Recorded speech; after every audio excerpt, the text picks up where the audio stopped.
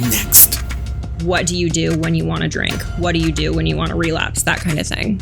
Is it about the taste? Because I don't drink alcohol, so I'm trying to understand, is it about the taste of alcohol or is it about the feeling? At first, it was 100% the feeling. And now, I don't want to say I'm a huge alcoholic. I definitely will say I'm an alcoholic. Now, on Shape. As a photographer, I've seen women wish they could change themselves, covering what they thought was imperfect, hiding what was always beautiful. So I created the Shape campaign to help women everywhere, from all walks of life, to find their light through a journey of transformation. With first a photo shoot to see themselves through a new lens, and then a conversation to share their story with the world. This is a celebration of not only beauty, but of every shape, every color, every story, and every soul. I am Raquez Rouse, and this is the Shape campaign. Welcome back to another episode of the Shape Campaign Show. I'm your host, Raquez Rouse. Again, with this common theme of this season, we're celebrating beauty, we're embracing differences, and we are unveiling and being our true and authentic selves. Today with me is Janice Comstock. So this icebreaker is called Beauty Under Pressure, right? So you know that saying that goes, pressure makes diamonds? Well, you're the diamond, and these questions I'm about to put you up under are some real pressure, all right? So here are the instructions. You will have 5 minutes to do a full face of makeup using the products in front of you.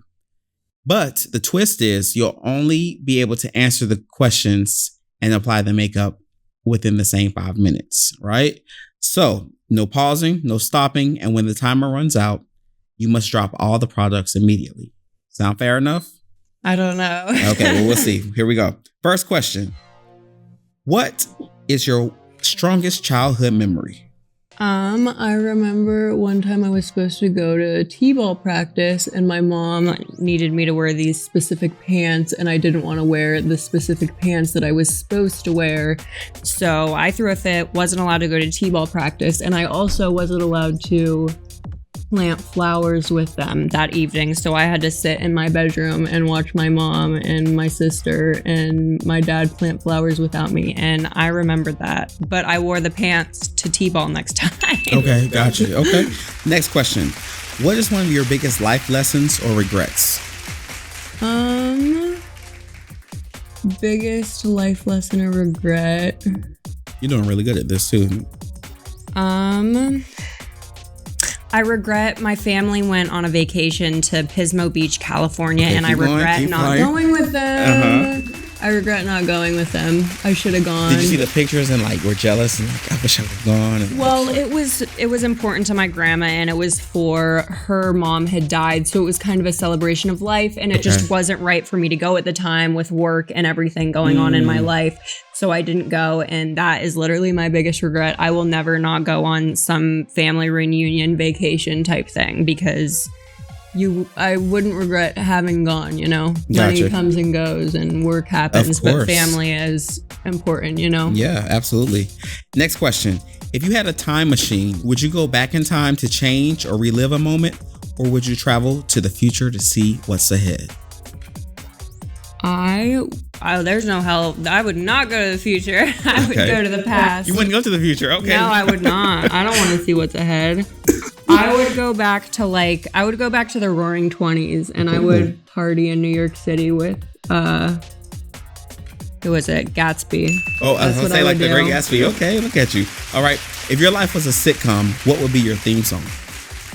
Dancing with Myself by Billy Idol. Okay. Sing a little bit of it. Give us some of it. It goes like da da da da da, and he just keeps saying like in a dancing with myself. Dancing with myself. Okay. All right. What is your favorite beauty hack or secret? Aquifer on my face every single night. Aquifer, what does it do? Like give you good moisture? Yeah, just moisture. I feel like instead of any other moisturizer at night, I just put Aquifer all over my face. Okay, let's check out your timer. Let's see where you at. Yeah, where am I? Okay, you're halfway there. So that's how much I have left? Yeah, that's where we're at now. You got some more time left. Okay, next question. What does the acronym SHAPE stand for? S. And apply.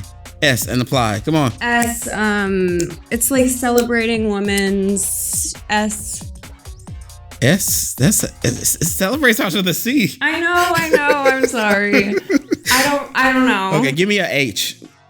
Come on. So what are you? You are a what being? Human. Okay. Celebrate. No, not. Okay, so you gotta let the celebrating Human, A. Appreciation. Nope. Come on, keep applying though. Come on. P. Appreciation. Come on. P. If you're not negative, you are Positive. There you go. But positive E. Positive. Positivity. There you go. Okay. Thing. E. Excellent. Well, we are excellent. I'll give you that one. All right, next question. What is your favorite movie of all time? Janice, you got to keep going. The timer is going. You can't stop. You got to think and go at the same time. Sometimes you got to go before you think. My favorite movie of all time, I would say, The Greatest Showman. The Greatest musical. Showman. Okay, got you. What is the capital of Arkansas? Arkansas, yes. Time is ticking. You. I thought you were gonna win, Janice. When am I done? I thought you were gonna win. You gotta use some of that blush. Come on. I have no idea. Lipstick. You forgot your lipstick. Come on. Okay. Next question. What was your favorite song as a kid? As a kid? Yes. I Hope You Dance by Leanne Womack. Okay, got you. All right, let's see where you are with your timer. Time's up. Drop. All right, I want you to look into your cam straight ahead of you. Look into your cam. Let's see how you did. Okay, I'm going to give you a 7 for the makeup. Because you didn't get the SHAPE acronym right, I'm going to give you a 0 for that. So it's simply human advocating positivity everywhere. That's SHAPE. All right. But you'll get it next time. So when we come back from the break, we're going to jump into Janice's story. We'll be right back. Hey, it's your guy Quest here. I want to thank you so much for tuning in to the SHAPE Campaign podcast. And as a quick reminder, please be sure to check out all of our exclusive interviews from the rest of our SHAPE cast, as well as the promotional rollout at raquezrouse.com. And for more exclusive behind the scenes stuff that you may have not gotten to see, at my Instagram handle at mr.raquezrouse. That's Mr. Raquez Rouse. Now back to the show. All right, we are back with the SHAPE Campaign show. I'm your host, Raquez Rouse. I'm here with Janice Comstock. Now, Janice, before we went on the break, we had a wonderful icebreaker. What were your thoughts about that? It was a little stressful, but I feel like we can calm down a little bit, right? Well, you did okay. But I want to follow up with you. The capital of Arkansas is Little Rock. Little Rock, Arkansas. There's no way I ever would have got that. So, all right, now you know.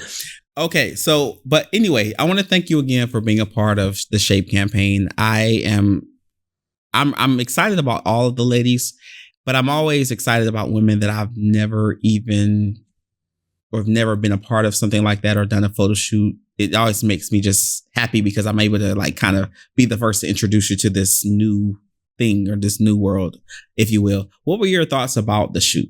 How was that experience for you? Oh, it was fun. Everybody was around in my dress. You remember my dress? We had some issues. So we had to fix that a little bit, but it was fun. We played music. I got to pick the music. And then after I was done, Mariah, the other gal, went and it was fun. I stayed for a little of her shoot too, because it was just listening to music and having fun, that kind of thing. I remember you saying that you are would you describe yourself as a feminist or someone that's like pro women? Oh, obviously, my God. Yeah, I love women. Yeah.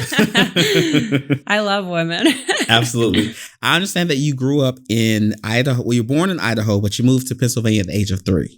Yeah. Why don't you talk about life for you in Pennsylvania? Well, I grew up and my mom was a police officer and she eventually happened to be the chief of police in the small town that I lived in. So I grew up in a very small town. It was like 6,000 people, I think. I had a small group of friends. Everybody knew everybody. Mm-hmm. Everybody knew that everybody's grandparents at the sporting events. It was that kind of thing. Mm-hmm. So.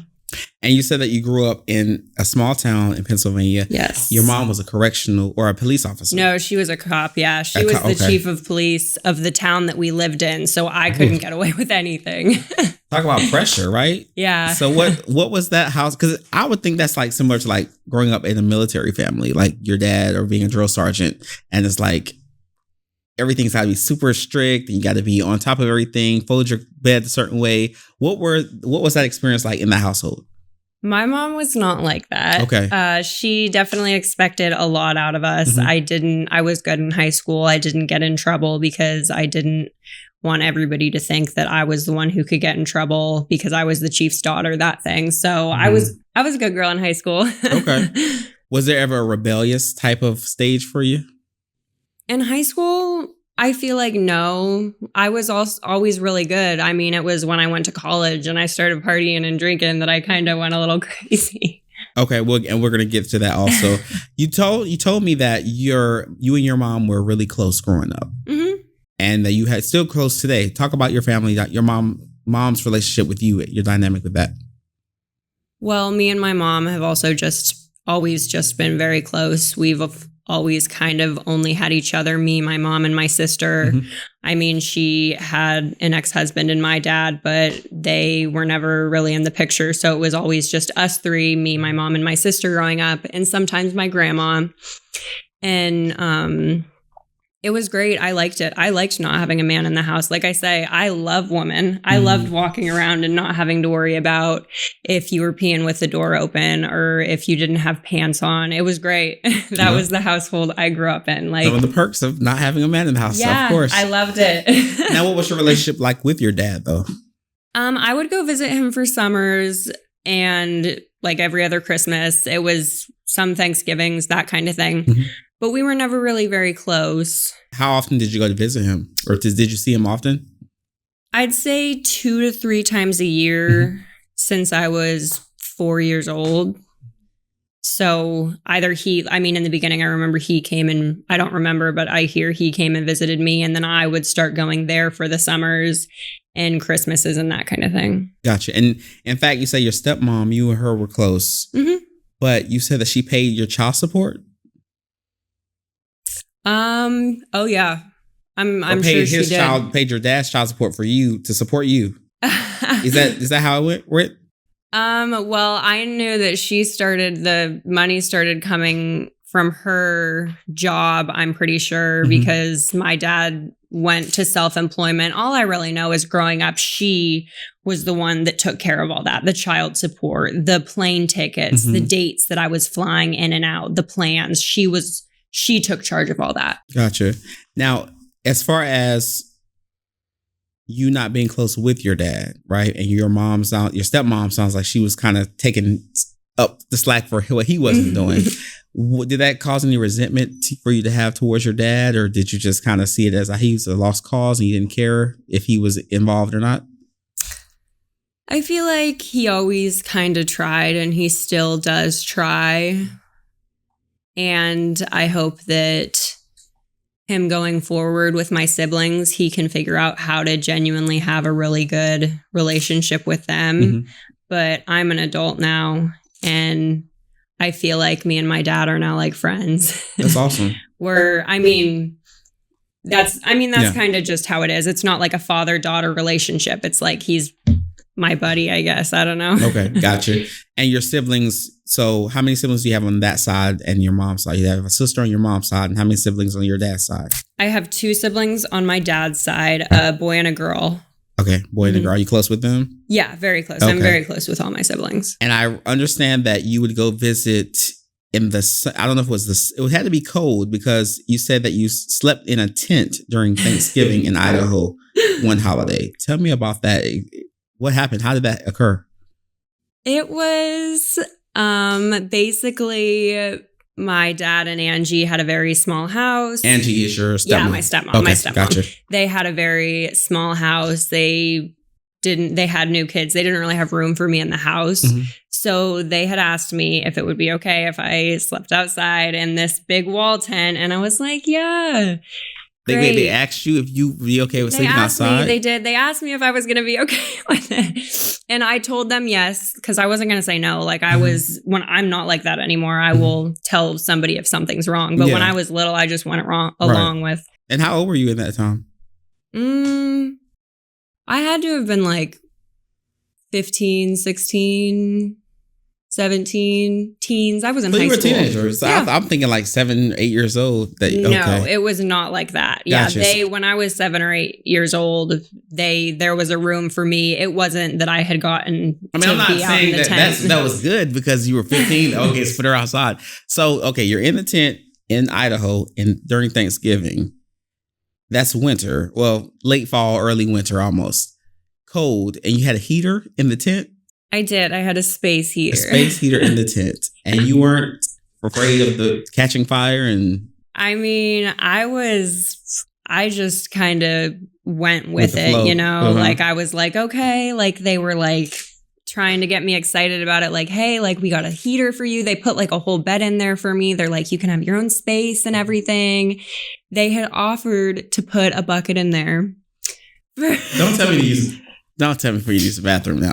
Come on. They had offered because it's like you got to pee in the middle of the night, and like I'm a girl, like I had to deal with like periods and stuff. So they had offered for me to have a bucket because I would go pee in the woods in the middle of the night because I wouldn't go walk all the way up to the house, you know. Like, wait, what kind of was this? A ranch or like? What type yeah, it was a ranch. Okay. There weren't really. He doesn't really have animals, but it's a ranch. Yeah. So you had to walk a distance to get to the house from the tent. So why couldn't they just put the tent right in the backyard?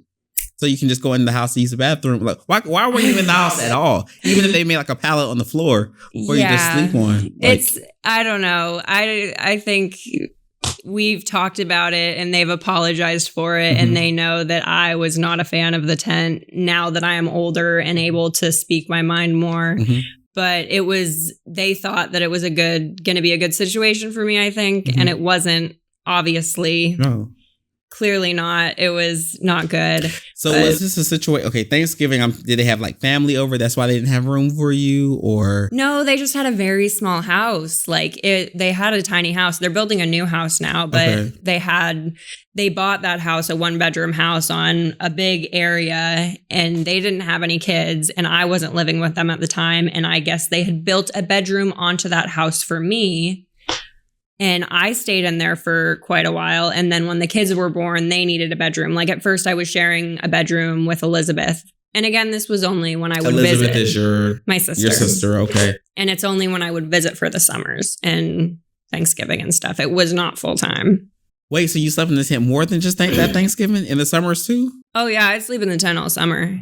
Now the summer is a little more, you can make it like more like camping. Summer's not that bad. I mean, it did get cold. I still needed like a little space heater, but the summer wasn't as bad as, I think it was only one Thanksgiving that I slept in there. And then we were like, that's not going to work. I'm going to have to like crash on a couch next year.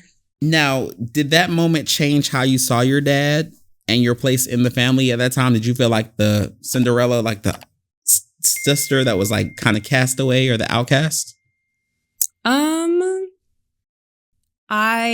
During that time, I feel like no, because I was like, my siblings need a room. Like Elizabeth and Marshall were my little siblings. Right. They needed a room to be in. So at the time I was like, no, of course I'm going to sleep in this tent. Like the big sister being. So I don't. And I also like didn't want to cause issues. I was a good kid. I didn't like to cause issues. I did what I was told. I listened. And that was the thing. Like, I just wanted to do what I was told and stay out of everybody's way and not make a fuss. Did your mom know about it? And what'd she say? She told me, she was like, if you want, I will call your dad, not Angie, not your stepmom, but I will call your dad and I will tell him that you are not sleeping in that tent if you want me to. But I told her, I was like, no, you can't do that. So did she know about the other times or just this particular instance at Thanksgiving that you slept out in the tent? No, everybody knew that I was sleeping in a tent. Everyone knew and no one offered I don't know. They were kind of saying stuff like my aunt said, like, made a comment like, you know, Janice, if my dad told me I was coming to sleep in a tent over the summer or Thanksgiving, like I would have told him hell no. And kind of comments like that. And kind of the family wasn't super fond of it. And now we all joke and laugh about it but there was never somebody that came out and was like, no, she's not sleeping in the tent. Now that would have been me. Yeah. Now I would have came out and been like, no, I'm not sleeping in this tent. Right. Okay. When we get back, we're going to go over some things that you share with me about some personal struggles that you've had. We'll be right back.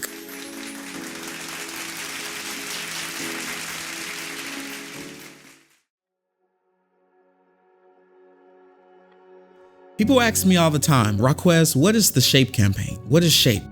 And to me, SHAPE is an acronym. It represents simply human advocating positivity everywhere. I started SHAPE to celebrate the beauty of women, their profundity, their excellence, and to hear their stories. Oftentimes we see a beautiful face, but we don't know the story behind the person. So I want you to come along with me on this journey to learn about these beautiful women, these women that have gone through pain and turned it into passion and now into power. Feel free to comment, like, and subscribe, and follow me on all of my social media at mr.raquezrouse. We'll see you later. All right, we are back with the SHAPE campaign. I'm your host, Raquez Rouse. I'm here with Janice Comstock. Now, Janice, I understand that you say you got 2 DUIs. Your first one in 2020, and you had your grandmother bail you out. Tell me about that story. Well, in 2020, I didn't have my grandma bail me out. I actually didn't go to jail because it was COVID. I got lucky. It was COVID, and the state trooper had pulled me over right at my house. So I got pulled over. I was in the parking garage of the community, or not parking garage, the parking lot of the community I had lived in. And he arrested me for DUI, and he actually let me drive home and followed my car through the parking lot. And I went home the first time, but the second time she had to bail me out. Oh, I see. Okay. Now, so you started out the conversation by saying you were a good child. And then somewhere down the line, now you're dealing with DUIs and grandma bailing you out the second time. So what happened? What transition? What occurred? What event happened that made that the case? I would say drinking for sure. I went to live with my grandmother in Idaho, and What age were you at this time? 18. 18. Okay. It was right after freshman in college. And I was crazy. Like, I had never really had alcohol before, so I went out to parties and drank way too much.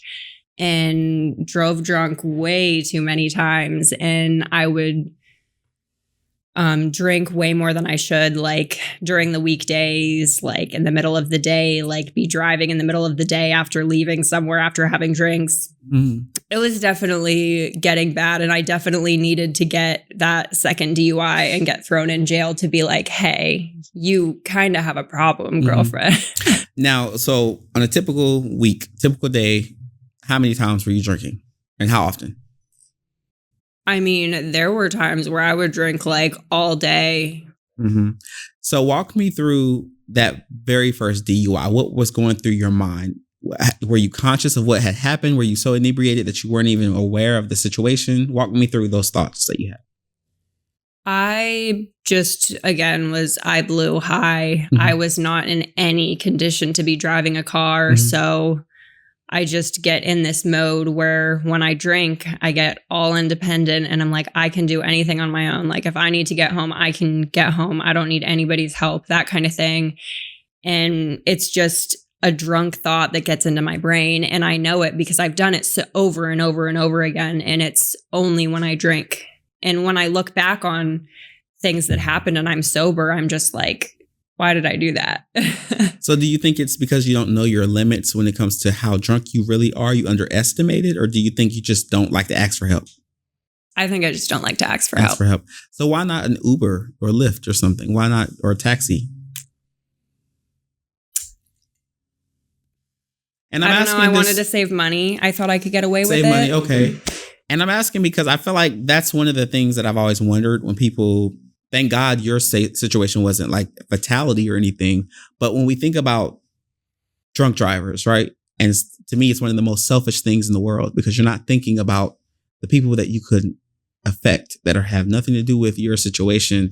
And it's like, to me, it's like, it's so practical. Just get walk if you have to. You know, that's the only other alternative that I can think of. You don't want to pay for a Lyft or Uber or something, you know? And in regards to your mom finding out and her reaction, what was that conversation with you? What did she say? Was there like a scolding? Did she ask you why? Did she cry? Was she emotional about it? I'm sure she dealt with that on her job with DUIs. Oh, yeah. She was just mad. She didn't cry. We don't really get emotional with each other.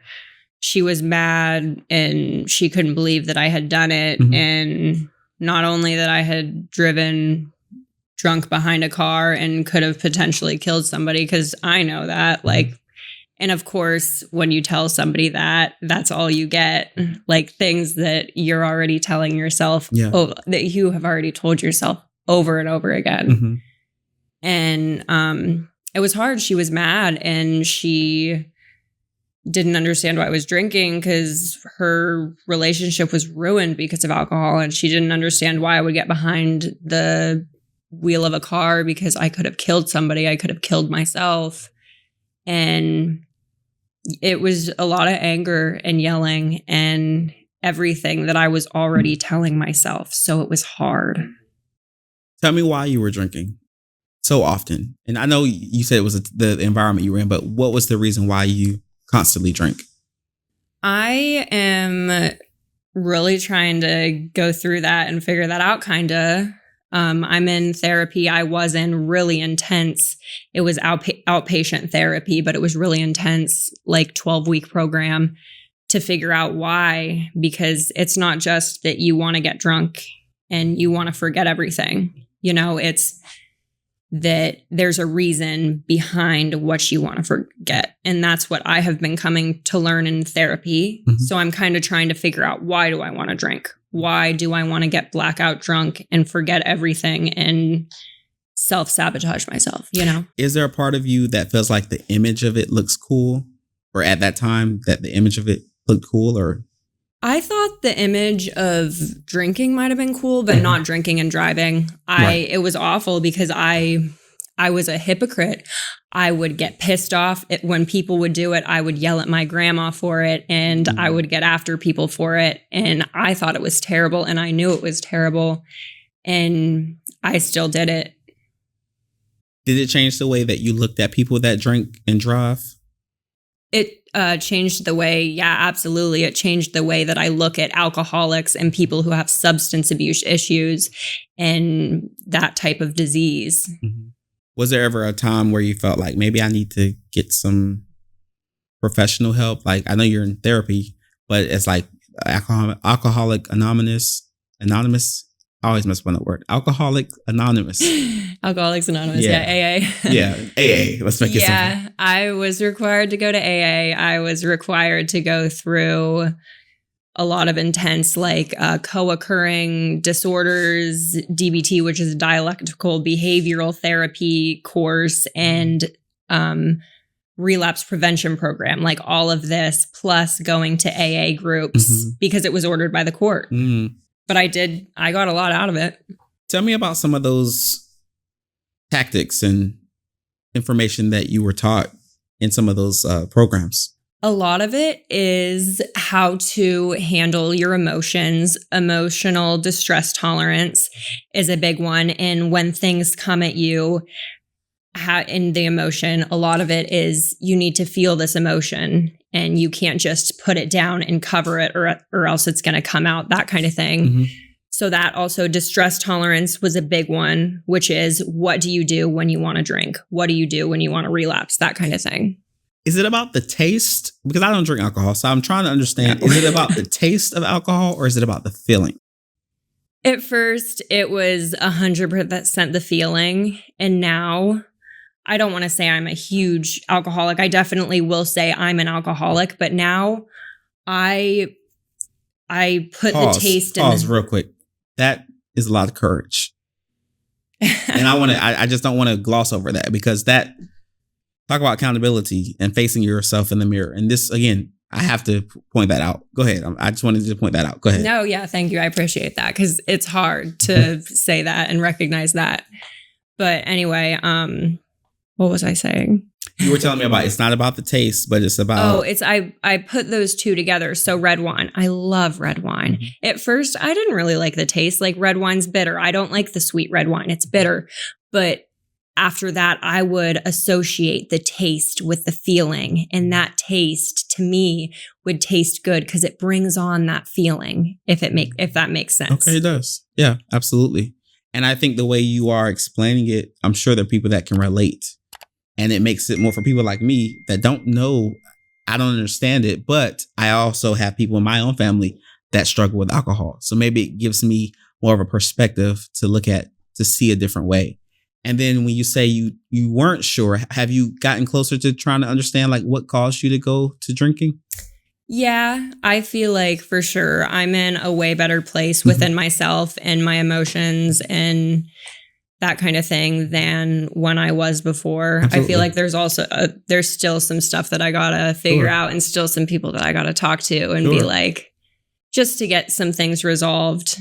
And I think it's important to point out the fact that that's where you were, and that's in your past now, and that's not who you are today. I think sometimes people can look at someone when they share their story, and because it sounds so current, that they forget that's who they used to be. But they talk about it so almost in the sense of they're in that state because they can go right back to it, but it's sometimes years away from who they are today. So that I commend you for that.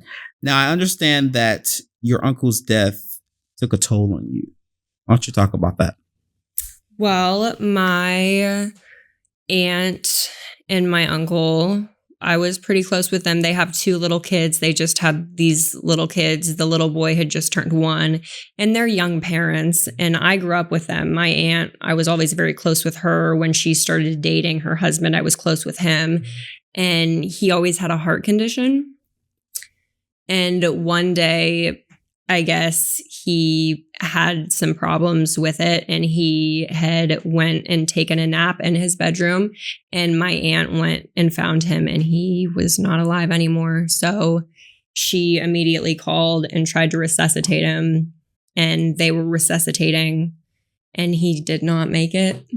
So that was a big toll on the entire family. Especially my aunt and her kids. I mean, to lose your husband at such a young age like that. And for those kids, like the little boy had just turned 1. Of course. And how old was your uncle? I want to say late 30s. Late 30s, okay. He wasn't even 40. It was late 30s. Yeah, he was fit. It was good physical condition. He obviously did have the heart problem, and he had surgeries, and he had a pacemaker in and everything like that. But it was random. He just up and... My condolences to you. Yeah. I also understand you had another devastating loss with Ginger. Tell me about Ginger. Ginger is my soulmate. She was my little dog. We had grown up together. She was always with me. When I left Pennsylvania and went to Idaho, I took her to college with me. I took her on every vacation. She would always come to the beach with me and my friends. I was close with Ginger. I know she's a dog, but she was my best friend. I saw her every single day. And then it was sudden and she died. And I feel like it was good and it was time. Mm-hmm. We had driven to the emergency vet, me and my grandma, and I was holding her and she had seizures and she had started seizing. And we went there and they basically told us that too much money and time would be put into trying to figure out what's wrong with her when they may not even be able to fix it. So I said, it's time. Like, get her the shot. And actually, I was holding her in my arms. I always have to tell this story because it warms my heart. I was holding her and she was like there. She stopped seizing. I asked everybody to leave the room. I was like, can I just have a minute with her? And I was holding my dog in a Dallas Cowboys blanket of all things.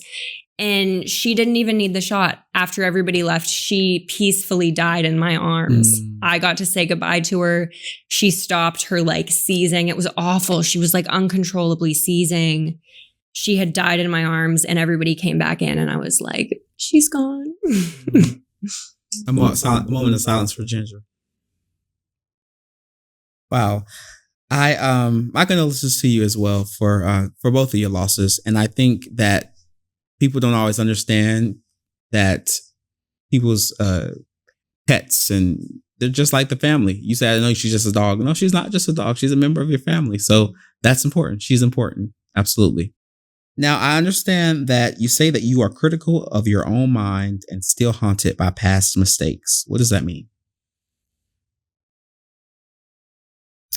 I am just very critical of everything I do or everything I think. I always feel like I need to be doing something more in my mind. If I'm not doing something, I'm like, you need to be doing this or you need to be doing that. So that's where I feel like criticism comes in. I never feel like I'm doing enough. I always feel like I could do more. So it just sounds like you're an overall overachiever and you just aim high. You're only 23? 23, yeah. 23. So where do you see yourself going with your many different things? Which one is like the most in reach for you that you want to pursue the longest? Honestly, the pet sitting business that I'm kind of embarking on. I mean, I know that sounds kind of silly, but animals animals at the end of the day. They're my passion. I love dogs. I love bunnies, horses, all animals. And people pay me a lot of money to go sit with their animal at their house and walk their dogs and hang out with animals.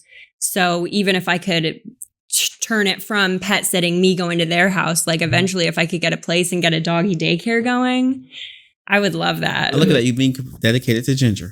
Yes, See? absolutely. Full circle. It's called, my business is called Jan's Puppy Party. Okay. Yeah. So, and then I am doing another brand with, it's called Pinge Products, where I'm designing collars and bandanas and leashes and all things dogs and designing them and selling them online. But that's a new thing. Totally. It's a new thing. Okay, yeah. Gotcha. So who would you say has inspired you?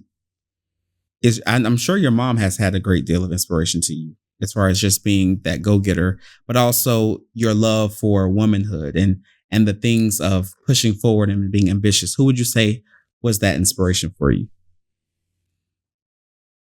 Definitely my mom. I would say my stepmom too. Grandma? Grandma, yeah, my grandma. I mean, I have my aunt. I do have a lot of strong women in my life and women I look up to. Even some of the ladies I pet sit for. I used to for this lady. She was a life coach and her name was Amy. And I really looked up to her because she was single and she had kids and lived in this house, this beautiful house with her one dog. And she was happy. She is happy and she's single and lives alone. And I look up to that. I'm like, I love that. I would love to be a powerful single woman living in a beautiful house with my dog. That would be my dream. Absolutely. And I don't get too deep into political things, but it'll be remiss of me not to at least ask you, with you, I know you said that you weren't really looking forward to the future. And also with the current things that are going on in this country with women in particular, what are your thoughts? How does that affect you in regards to your outlook on loving, womanhood, obviously, and wanting to advocate for women? What are your thoughts about that? I think that a lot of the stuff, like politically, that I see is very sad. I try to stay away from it all because it makes me sad. Like I already have plenty of sadness in my life. Politics, I'm not going to let politics bring any more sadness into my life. When I hear somebody say something that's going on with the world, I kind of just brush it off my shoulders and move on. And for women moving forward, I would say carry a gun, be able to protect yourself because you can't trust anybody, literally nobody. So just be true to yourself and trust yourself. Sometimes I advocate for women, but sometimes you can't even trust other women, which is very sad, but just protect yourself. What do you do in the instance of being around women and cattiness and jealousy and envy? How do you navigate through spaces like that? Because that's a lot in the modeling industry. I know. I try to be friendly, kill them with kindness. I try to ignore it. I try to smile through the pain. I take it with a grain of salt. I know that like the cattiness, if this other lady or person is acting like that towards me, she is either miserable in her own life, jealous of me, or has something going on that is making her be catty towards me. Mm-hmm. Like, it's not my problem. It's her problem. So I am good at taking a step back and being like, you know what? It's okay. Breathe. Like in fashion shows, like if one girl wants to wear a specific dress, take a step back, let her wear the dress. Like that's how it goes sometimes. Unless like if I would have wanted to wear the dress, it would be like, I'm wearing the dress. Like, and I wouldn't want to be catty about it. I'd be like, you know what? This is what I'm wearing. Like at the end of the day, I'm like very no bullshit. I don't like any of the bullshit. It's like, it's this or it's this. It's not black and white, but I like it when it is black and white. I like your style, Janice. You're very straightforward. Yeah, very straightforward. I'm like, this is how it's going to go. Leave the viewers and listeners with one lasting impression of you before we get out of here.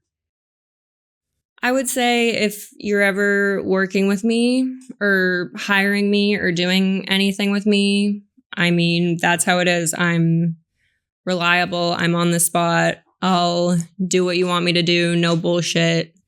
And I'm friendly. I'm fun to work with, you know, that kind of thing. I can attest to that. Yeah, exactly. So absolutely. I'm big in that thing. I'm easy to work with. I'm fun. I'm a good person. I have some issues, but I'm working through them, you know. If you like animals, like I'm a big animal person. Like I feel like animal people can relate to each other, that kind of thing.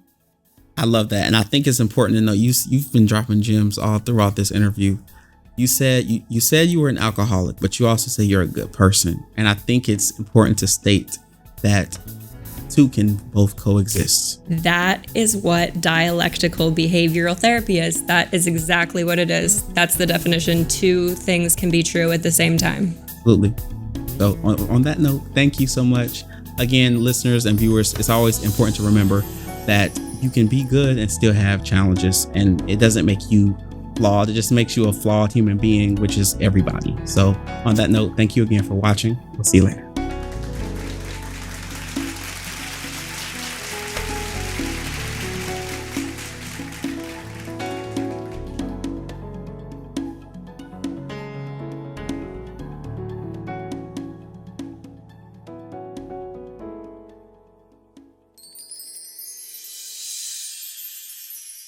Think you've got what it takes to be featured on our next season of the Shape campaign? Well, submit your photo to raquezrouse.com. We'll see you later. Shape. Stay tuned for our next episode.